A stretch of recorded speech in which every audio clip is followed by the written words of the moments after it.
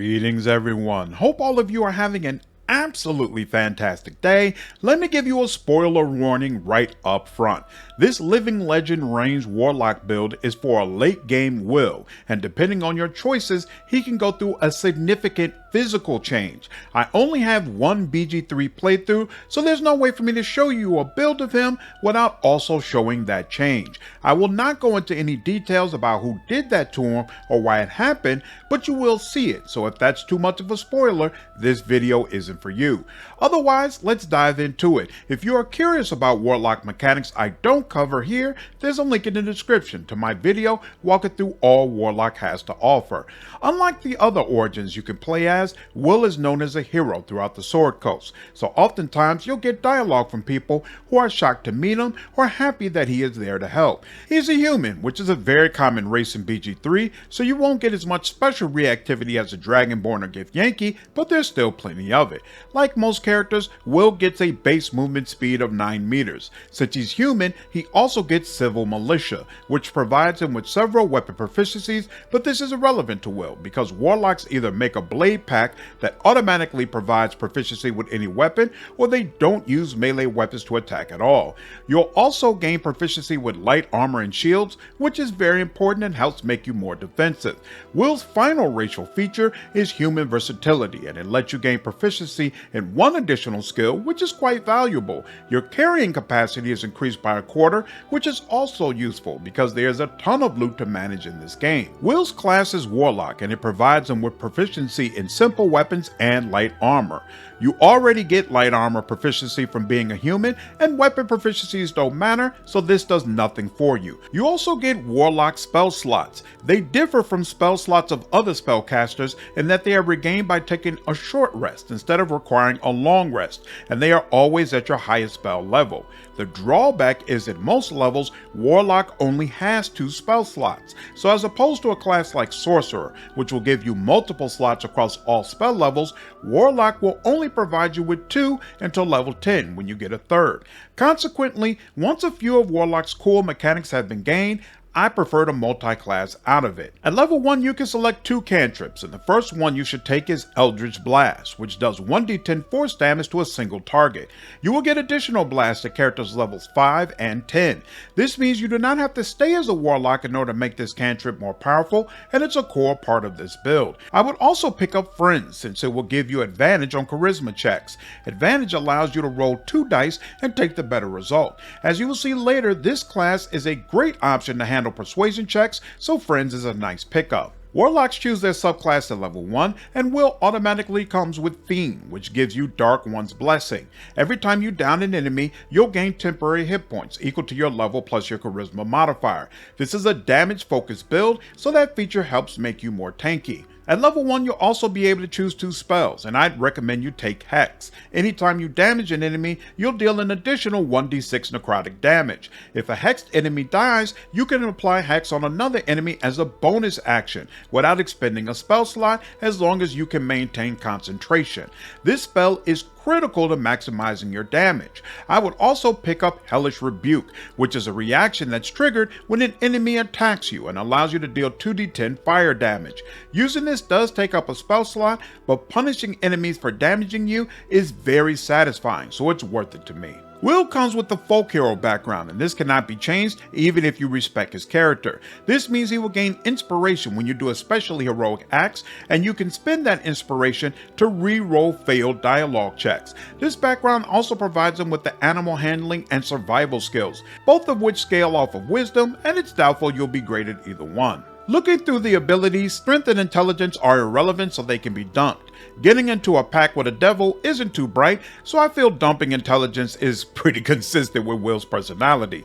Dexterity will give you more armor class and initiative, so I put this at 14. Constitution is a big part of this build, as it helps you maintain concentration, so we give it 16 points. Wisdom doesn't help us offensively, but defensively it protects Wyll from a lot of nasty crowd control spells, so leave it at 10.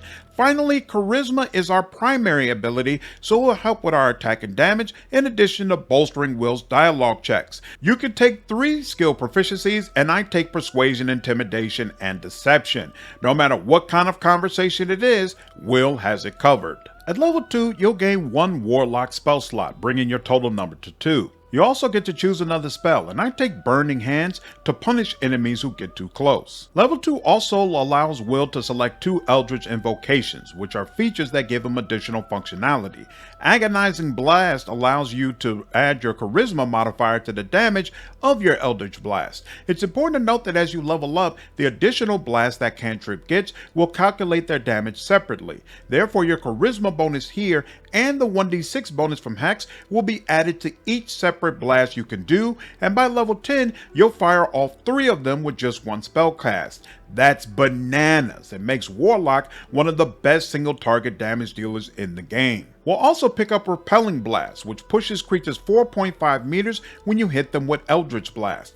Enemies love to fire on you from high up, and pushing them off ledges can oftentimes cause fatal drops. Just be careful that you don't push them into an area where they cannot be looted. That's all we take for Warlock, so let's move into Fighter. Multi-classing into this option provides us with medium armor and shield proficiency, along with Second Wind, which can be activated with a bonus action and heals you for 1d10 plus your character level.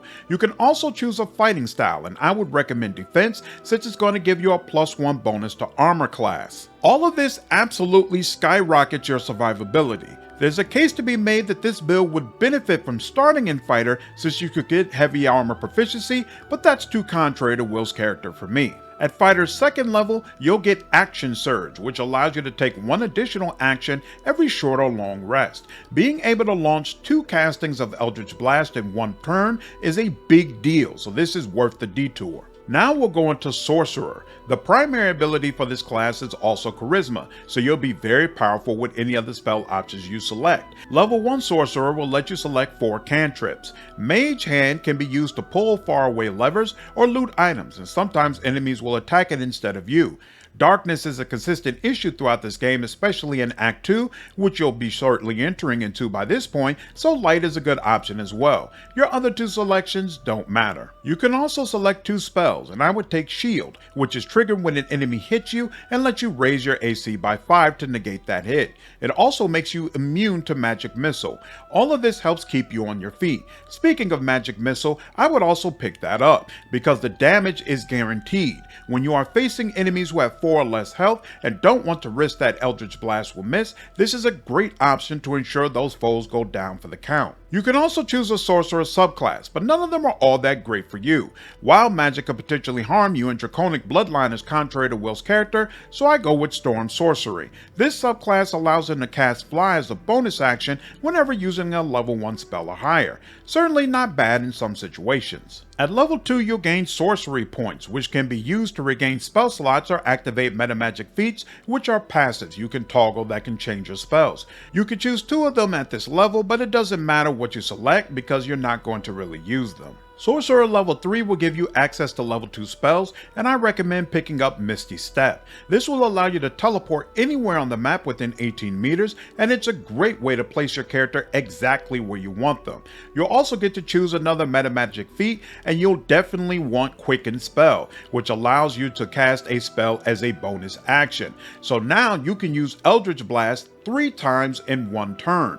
Once with this, once with Action Surge, and the base action that you automatically get. Doing this will severely injure, if not flat out annihilate, the vast majority of bosses in the game. At Sorcerer level 4, you can select another level 2 spell, and I would take Mirror Image. This will create 3 duplicates of yourself that each increase your armor class by 3. When you successfully evade an attack, one of the duplicates vanishes. If you aren't standing, then you cannot deal damage, so this is another great pickup. This level is also when you'll get your one and only feat. I would take Ability Improvement and sink 2 points into Charisma.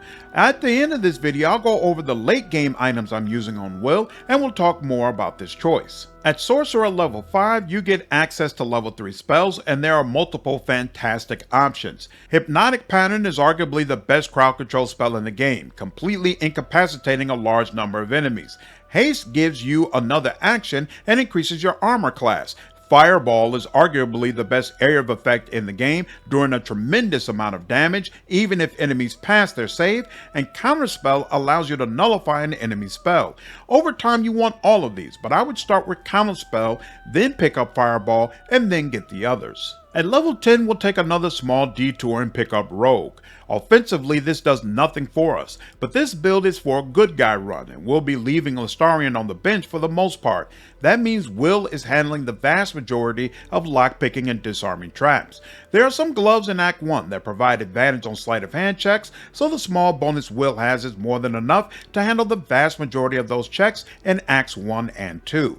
By level 10, you should be heading into Act 3, and that's a very different situation, where there are many checks that are well beyond your skill level to reach unless you get a natural 20. Rogue will allow us to get proficiency and expertise in sleight of hand, providing a +8 bonus to the skill that all but ensures we can handle any of those checks that come our way. I placed the second point of expertise in persuasion. Next, we'll circle back to Sorcerer, which will activate some of our subclass features. Heart of the Storm is triggered when you cast a level 1 or higher spell that does lightning or thunder damage and causes all enemies within 6 meters to take a small amount of that damage type. Very nice. This will help you eliminate enemies on the brink. You also become resistant to lightning and thunder damage, which reduces that damage by half. On top of this, the subclass provides you with 5 spells. Call Lightning can impact your party members and it does less damage than Fireball, but it's definitely still a great AoE option. Sleet Storm disrupts spellcasters' concentration, but honestly I never use it. Gust of Wind will give you party advantage on attacks against impacted enemies, so it can be useful in the right situation. Create or Destroy Water lets you clear fire surfaces, but again I almost never use it. Finally, Thunder Wave will damage enemies and push them back. This can be great to use when surrounded in melee, but again, most times your best bet is just to use Eldritch Blast. Reaching Sorcerer level 6 also means that you finally have 6 sorcery points, so you can use Quicken Spell twice per short rest instead of just once. You still won't be able to use it twice on the same turn since you only get 1 bonus action. Alternatively, we could have taken a couple more ranks in Rogue to pick up the Thief subclass, and that would give us an additional bonus action to use, but being a thief doesn't fit with Wyll's personality, so I decided not to go that route. Your final level of Sorcerer will provide level 4 spells, which are not impressive for this build, but it will let you upcast the other spells that help you more. Now that we have went through the mechanics, let's briefly talk about what party members work well with this build. You excel in single target damage, dialogue checks, and picking locks or disarming traps. You don't excel in frontline combat, so you need a frontliner to take off some of the heat. I used Warlock in my playthrough, and she was fantastic in that role, but Lae'zel, Jaheira, Minx, or Halsin would all do as well. You are also weak when it comes to crowd control and area of effects, so Gale is a great choice for your party. He will get access to spells like Haste, Fireball, and Hypnotic Pattern long before you do, and fills in a lot of gaps. Finally, you'll be weak in Perception, and that's a very important skill to uncover traps and hidden details in the game. I rounded out my team with Shadowheart, since she has a high wisdom, and I also gave her an item to help with perception checks as well. It also certainly doesn't hurt that Cleric spells are fantastic, so she's great to have in combat. Speaking of which, before we dive into combat, I thought some of you might be interested in the late game items I use for Wyll. If you are not, there are chapters down below so you can skip to the combat example.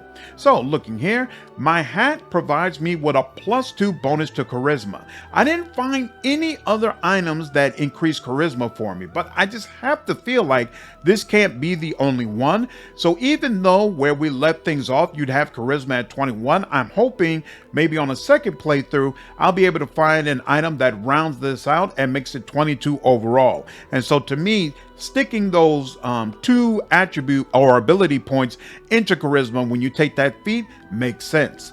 My cloak allows me to absorb elemental damage once per short rest, and then I take half damage from the next elemental attack targeting me and deal an additional 1d6 of that element type on my next attack. So it basically gives me a little more survivability while also dishing out a little more damage as well.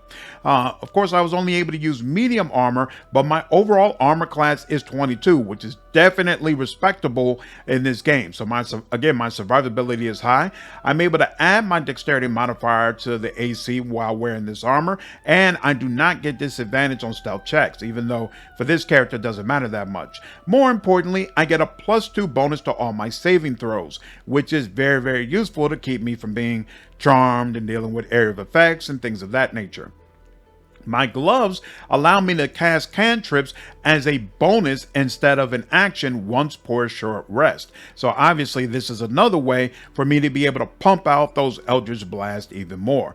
When I'm disarming traps and chests or locked doors, then I throw on the Gloves of Thievery, which is going to give me an advantage on sleight of hand checks. My boots ensure that I cannot be enwebbed, entangled, or ensnared, and I can't slip on grease or ice, while also, most importantly, giving me another casting of Misty Step that I can use without having to burn up any of my spell slots, so that's very nice.